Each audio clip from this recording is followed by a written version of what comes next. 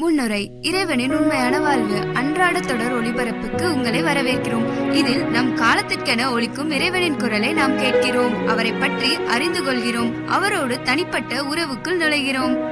அத்தியாயம் 86. ஜனவரி 29, 1989. நேற்றிரவு ஒரு காரியத்தை அடையாளப்படுத்தி காட்டும் கனவை நான் கண்டேன். மக்கள் நிறைந்துள்ள ஒரு கோவிலுக்குள் நான் நுழைந்தேன். திருப்பலி இன்னும் நடந்து கொண்டிருந்தது. அங்கே கூட்டமாயிருந்தது. மக்கள் நின்று கொண்டிருந்தார்கள். காற்றில் தூப புகை நிறைந்திருந்தது. குரு தம்முடன் ஒரு பெட்டியை கொண்டு வந்தார்.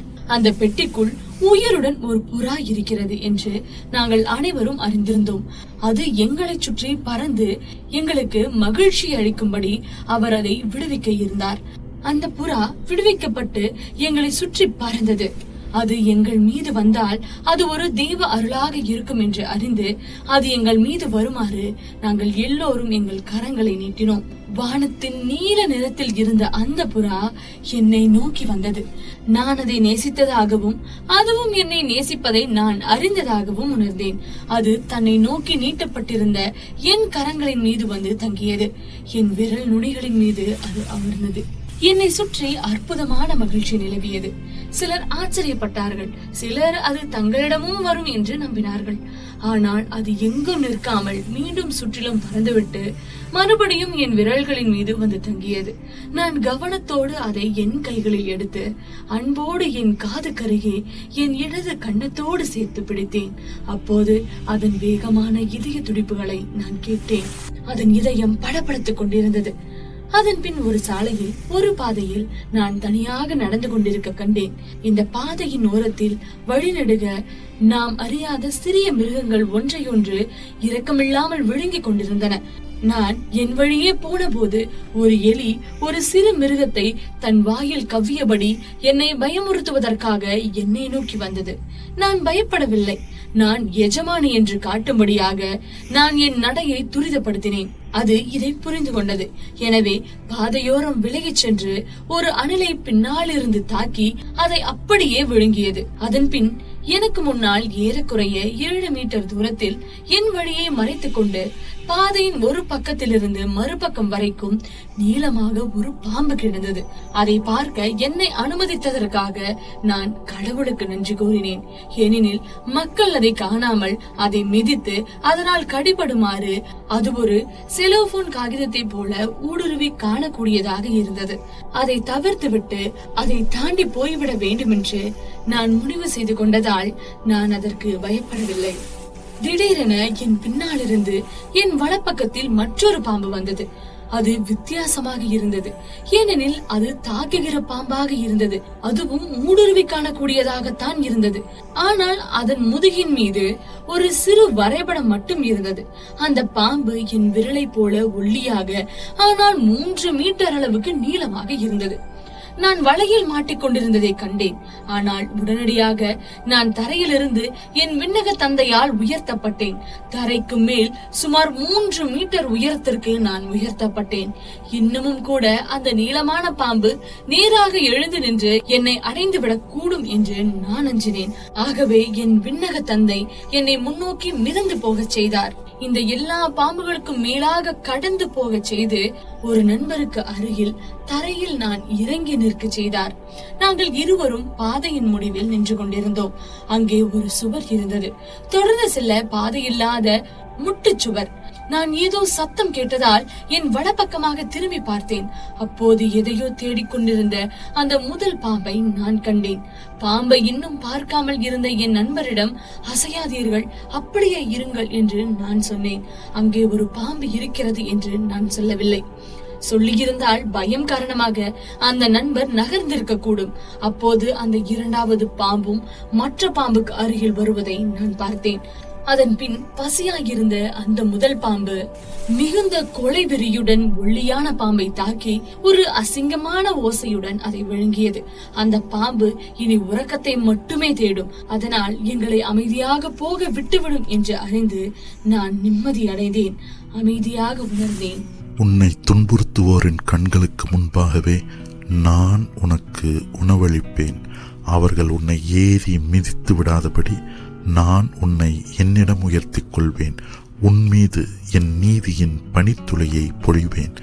நான் தான் மலரே, உன்னை முற்றிலுமாக அழித்துவிட எந்த மனிதனையும் நான் அனுமதிக்க மாட்டேன். நீ என்னால் காவல் காக்கப்படுகிறாய். உன் சொந்த அப்பாவின் கரங்களில் நீ மறைந்திருக்கிறாய். அஞ்சாதே, நான் அருகில் இருக்கிறேன். அன்பு உன்னை அன்பு செய்கிறது. ஜனவரி 30, 1989. என் ஆண்டவரா, யாவே, உம்மை நான் இவ்வளவாக அன்பு செய்கிறேன். நான் தான் மலரே, நான் உன்னை நேசிக்கிறேன். என் ஆவியானவர் உன்மீது இருக்கிறார். என் பிரசன்னத்தை உணரு. நான் இல்லாமல் நீ இறந்தோருக்கு மத்தியில் இறந்தவளாக இன்னும் விழுந்து கிடந்திருப்பாய். இரக்கத்தின் ஆண்டவராகிய நான் என் செய்தியை கொண்டு இந்த கடவுளற்ற நாட்டை உயிர்ப்பிக்கும்படியாக உன்னை உயிரோடு எழுப்பியிருக்கிறேன். நாட்கள் பறக்கின்றன, நேரம் கடும் வேகத்தில் விரைந்து செல்கிறது. என் படைப்போ செவிடாக இருக்கிறது. தெளிவற்ற இருளுக்குள் மூழ்கியவர்களாக அவர்கள் என் இரக்கமுள்ள அடையாளங்களை கவனிப்பதில்லை, நம்புவதும் இல்லை. என் அன்பிலும் பரிதாப இரக்கத்திலும் நான் உன்னை மீட்டு ரட்சித்து உன்னை என்னிடம் உயர்த்தி என் புனித இருதய தொட்டிலில் உன்னை கிடத்தி இருக்கிறேன். இந்த நன்றியற்ற தலைமுறையை வந்தடையும்படி நான் மோட்சத்திலிருந்து இறங்குகிறேன். என் புனித சிங்காசனத்திலிருந்து அதை நோக்கி குனிகிறேன். உங்கள் கரங்களில் என் குழந்தைகளின் இரத்தம் இன்னும் காயாமல் இருக்கிறது. இரத்தம், ஏனெனில் பாத்திமாவில் தரப்பட்ட என் செய்திகளை நீங்கள் நம்ப மறுத்து விட்டீர்கள். அதன் பின் அதன் அவசரத்தை நீங்கள் நம்ப மறுத்தீர்கள். இப்போது உங்கள் தவறுகளை நீங்கள் மீண்டும் செய்து கொண்டிருக்கிறீர்கள். உங்கள் இறுகிப்போன பிடிவாதத்தால் புது இரத்தம் சிந்தப்படும். ஓ என் குழந்தாய், எனக்கு சொந்தமானவர்களில் அநேகர் சாத்தானின் புகையால் குருடாக்கப்பட்டிருக்கிறார்கள். எனக்கு சொந்தமானவர்கள் அச்சமும் மிக அற்பமான தயக்கமும் கூட இன்றி எனக்கு எதிராக கலகம் செய்கிறார்கள். அவர்களிடம் நேர்மையை காணவில்லை. அவர்களில் நான் பரிசுத்தத்தனத்தையும் காணவில்லை. நீதி காணப்படவில்லை. ஞானத்தின் இடத்தை மூடத்தனம் பிடித்திருக்கிறது. ஞானம் அவர்களை கைவிட்டு விட்டது. ஏனெனில் பிளவுபட்ட அவர்களது நாவுகள் வஞ்சகத்தை மட்டுமே முணுமுணுக்கின்றன. இந்த கலகக்காரர்கள் வீண் பெருமையை தங்கள் மகுடமாக இருக்க அனுமதித்து விட்டார்கள்.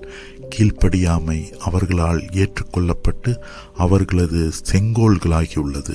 அவர்களில் எந்த சமாதானத்தையும் கொஞ்சமும் நான் காணவில்லை. அவர்கள் சிந்திக்கும் முறை என்னுடைய முறையல்ல. அவர்கள் பெரும் குழப்ப நிலையை நோக்கியும் என் நகரத்தின் அழிவை நோக்கியும் விரைந்தோடிக் கொண்டிருக்கிறார்கள். ஓ காயினே, காயினே, நான் உன்மீது பொழிந்தருளிய என் ஆவி எங்கே?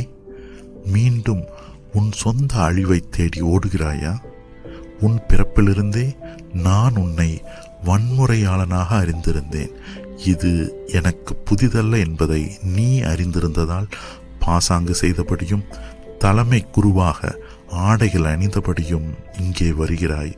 கரும் மிருகத்தால் உனக்கு தரப்பட்ட உன் இருண்ட உடைகளை மறைக்கும்படி பொன்னும் வெள்ளியுமாக உன் உடைகளை நீ அணிந்திருக்கிறாய். உன்னில் எந்த ஒளியும் இல்லை. உன் மிக அசிங்கமான முகத்தை ஒளித்துக் கொள்ளும்படி உன் அருவருப்பான முகத்தை ஒரு முகமூடிக்குள் நீ மறைத்து வைத்திருக்கிறாய்.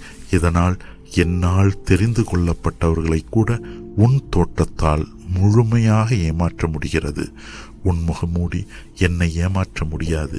ஏனெனில் செம்மறியின் முகமூடிக்கு பின்னால் நீ ஒரு மிக பெரும் அழிவை மறைத்து வைத்திருக்கிறாய் என்பதை என் கண்கள் அறிந்திருக்கின்றன. தீமையை கொண்டே உன்னை முழு ஆயுதபாணியாக்கியிருக்கிறாய். இப்போது நீ உலகத்தை வெற்றி கொள்ளவும் அவர்களில் இன்னும் எஞ்சியிருக்கிற ஒளியை துடைத்தகற்றிவிடவும் திட்டமிடுகிறாய். வலிமையுள்ள மனிதர்களை அகற்றி என் தேவாலயத்தை உன் கட்டுப்பாட்டுக்குள் கொண்டு வந்து எந்த சட்டத்திட்டமும் இல்லாத நிலையை வளர்ப்பதும் பரிசுத்தமான எதையும் முழுவதுமாக அழிப்பதுமே உன் எண்ணமாக இருக்கிறது. என் குழந்தாய், ஒரு காட்சியில் என் திருவருட்சாதனங்களுக்கும் என் நற்கருணை பேழைக்கும் மேலாக ஊர்ந்து கொண்டிருப்பதாக நான் உனக்கு காட்டிய விரியன் பாம்புகள் இவைதான். அவன் பலரை ஏமாற்றுவான். மனிதர்கள் குருடாக்கப்பட்டார்கள்.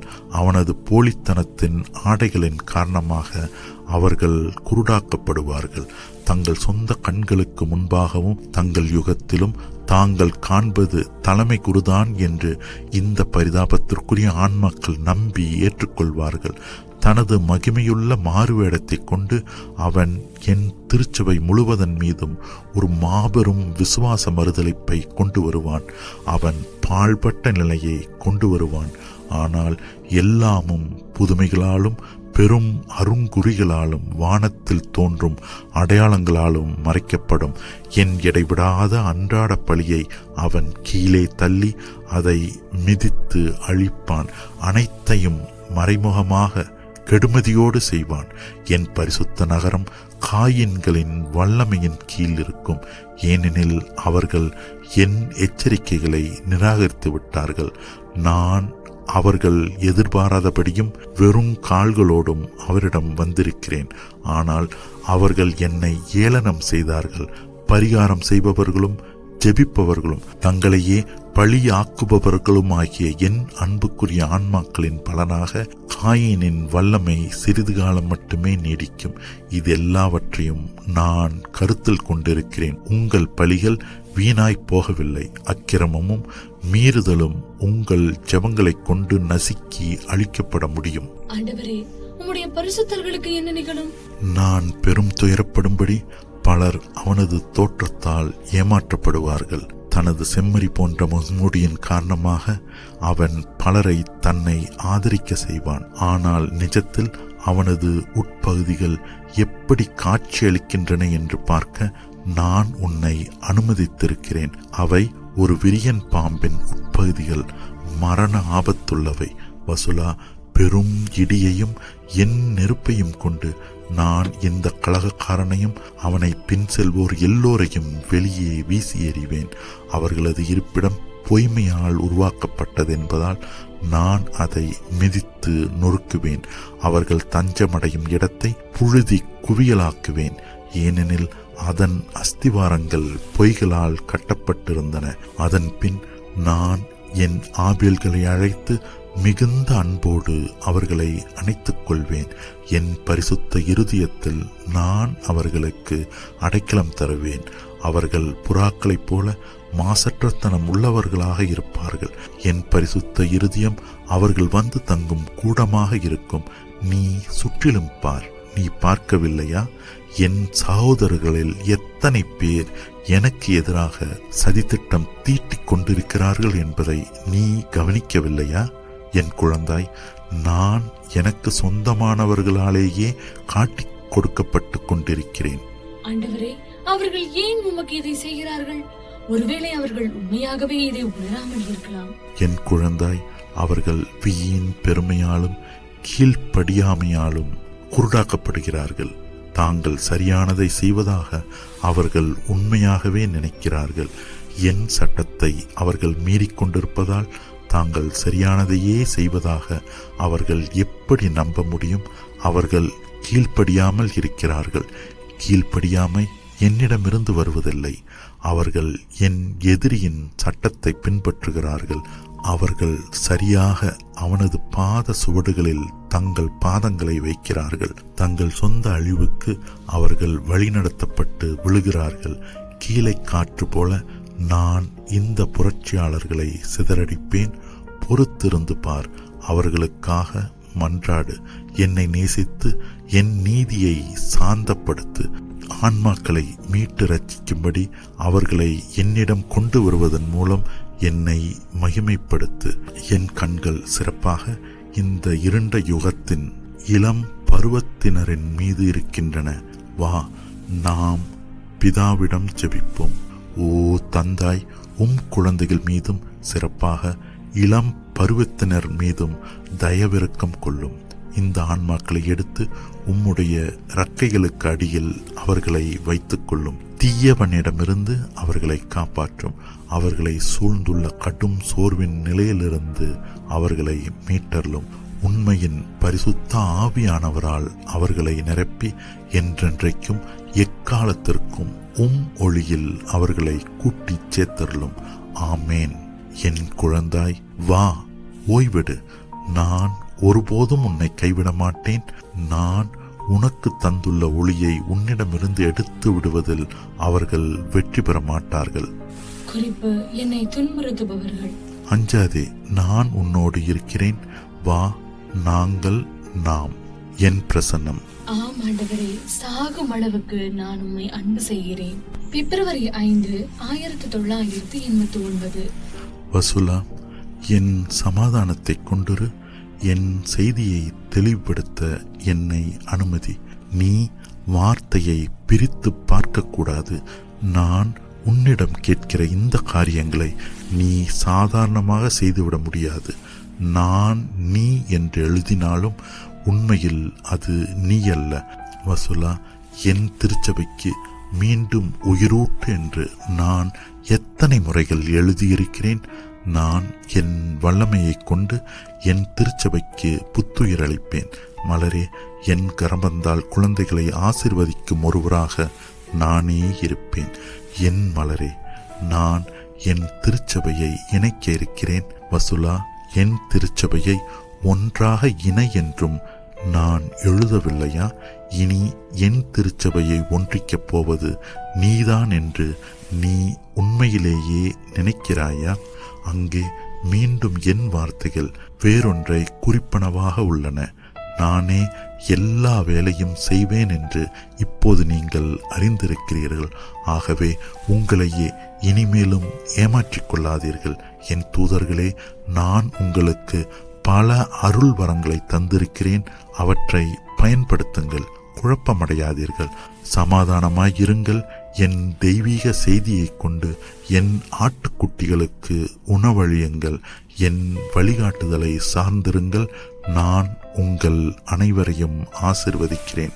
பிப்ரவரி 9, 1988. ஆண்டவர் நள்ளிரவில் என்னை எழுப்பி ஒரு செய்தியை எழுதும்படி என்னிடம் கேட்டார். வசுலா, நான் உன்னை அழைத்திருக்கிறேன். நான் சொல்வதை கேள். திடமாயிரு. ஒரு பாறையைப் போல திடமாயிரு. புதை மணலைப் போல் இராதே. உன் பலவீனத்தையும் மீறி நான் உன்னை தேர்ந்தெடுத்திருக்கிறேன். என்றாலும் புதை மணலைப் போல் என் வார்த்தைகளை நீ விழுங்க மாட்டாய் என்று நான் அறிந்திருந்தேன். என் வார்த்தை உன் மீது வைக்கப்படும், உன் மீது செதுக்கப்படும்.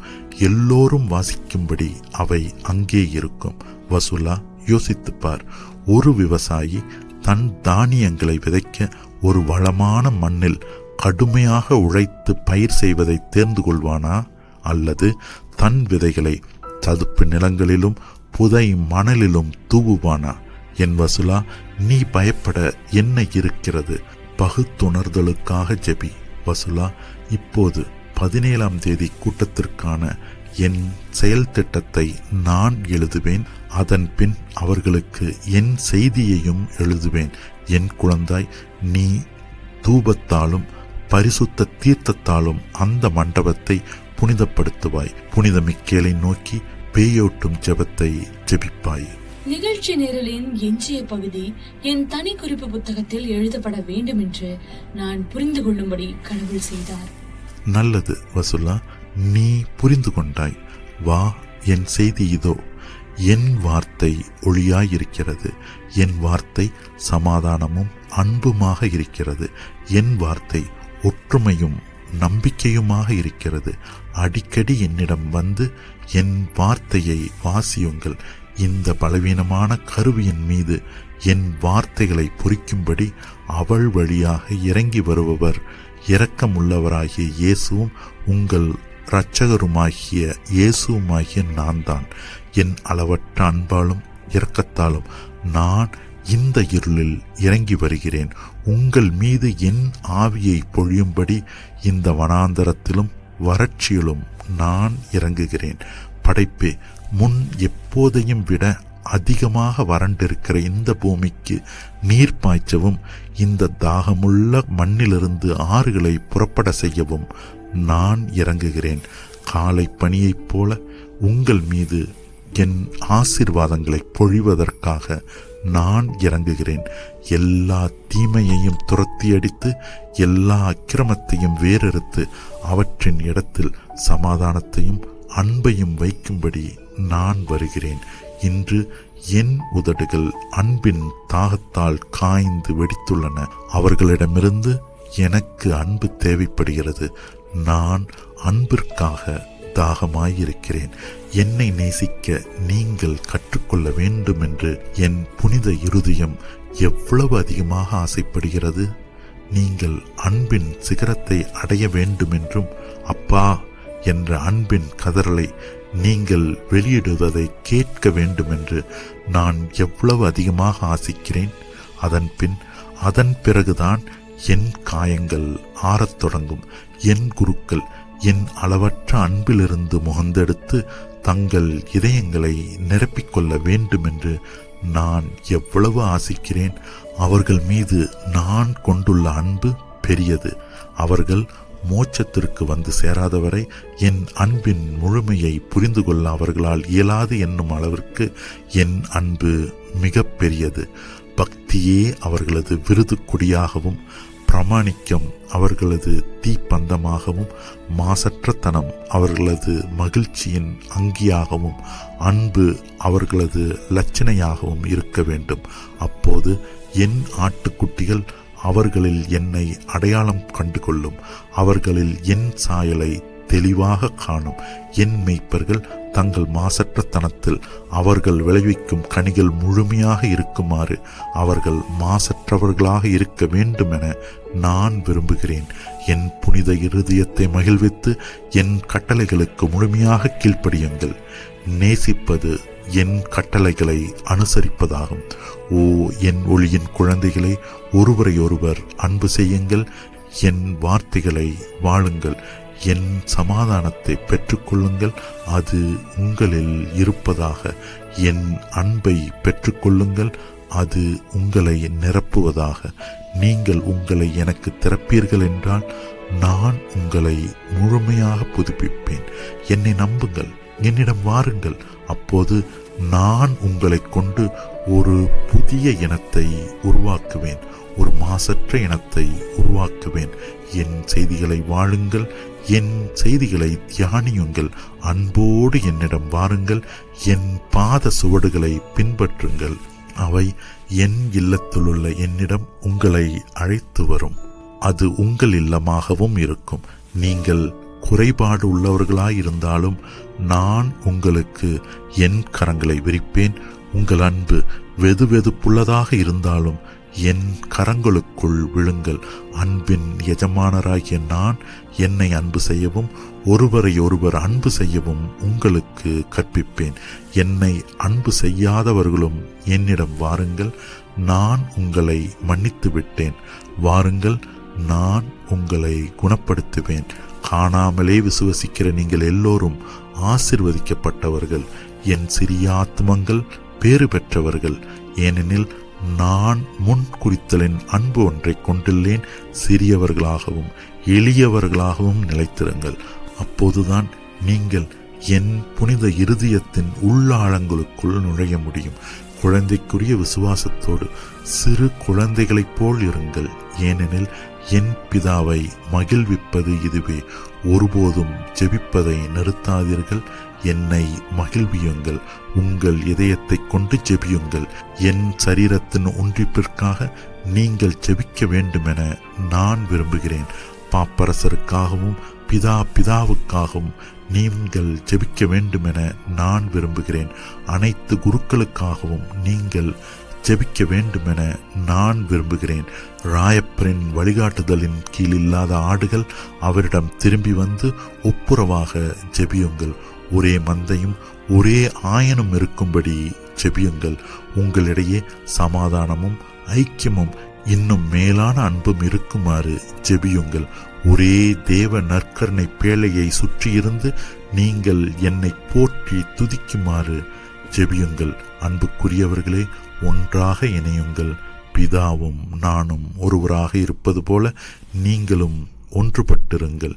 என் இருதயத்தின் உள்ளாழத்திலிருந்து நான் உங்கள் அனைவரையும் ஆசிர்வதிக்கிறேன். ஆம், பரிசுத்த மாதாவே, சமாதானம் உன்னோடு இருப்பதாக. என் அன்புக்குரியவர்களே, ஒன்றுப்பிற்காக என் திருமகன் மிக அதிகமாக ஆசிக்கிற இந்த ஒன்றுப்பிற்காக உங்கள் ஜெபங்களை அதிகப்படுத்தும்படி உங்கள் எல்லோரிடமும் இன்று நான் கேட்கிறேன். சிதறடிக்கப்படுகிற குருக்கள் ஆட்டுப்பட்டிக்கு, ராயப்பரின் ஒரே ஆட்டுப்பட்டிக்கு திரும்பி வரும்படி ஜெபியுங்கள். அவர்கள் உண்மையுள்ளவர்களாக ஒன்றாக இணையும்படி ஜெபியுங்கள். சமாதானத்திற்காகவும் கடவுளோடு ஒப்புரவு ஆகாமல் இருக்கிற குழந்தைகளுக்காகவும் ஜெபியுங்கள். போலியான அரசுகள், அந்த தற்காலிக அரசுகள் தாங்கள் செய்வது எவ்வளவு தவறானது என்று புரிந்து கொள்ளுமாறு அவற்றுக்காக ஜெபியுங்கள். பாருங்கள், இன்றைய நாட்களில் பல்வேறு இடங்களில் தாமே வெளிப்படுத்தும் உயிருள்ள இறைவனை போற்றி துதியுங்கள். அவரது அளவற்ற அன்பிற்காகவும் இரக்கத்திற்காகவும் அவரை போற்றுங்கள். அவரது அருள் வரங்கள் மனித குலம் முழுவதன் மீது தொடர்ந்து பொழியப்படும். அவரை பெற்றுக்கொள்பவர்கள் அவரது புனித திருப்பெயரை வாழ்த்துவார்களாக. அவரை வாழ்த்துங்கள், ஏனெனில் அவர் அன்புள்ள தந்தையாக இருக்கிறார். கேட்க செவியுள்ள அனைவரும் மோட்சத்திலிருந்து வரும் இந்த பலத்த கூக்குரலை கேட்பார்களாக. நாம் பரிசுத்தராய் இருப்பதால் நீங்களும் பரிசுத்தராய் இருங்கள். என் மலர்களே, எங்கள் செய்தியை வாழுங்கள். அவரது முழு இரக்கத்தையும் நீங்கள் பெற்றுக்கொண்டிருக்கிறீர்கள். கடவுளின் சித்தத்தை புரிந்து கொள்ள முயலுங்கள். அவரது ஒளியின் மக்களாக இருங்கள். பிதா, சுதன், பரிசுத்த ஆவியின் பெயராலே நான் உங்களை ஆசீர்வதிக்கிறேன். ஆமீன். முடிவுரை. இறைவனின் உண்மையான வாழ்வு அன்றாட தொடர் ஒளிபரப்பை இப்போது நீங்கள் கேட்டீர்கள். ஒரு புதிய ஒளிபரப்பில் மீண்டும் நாளை உங்களை காண நாங்கள் மிகவும் ஆவலாக இருக்கிறோம்.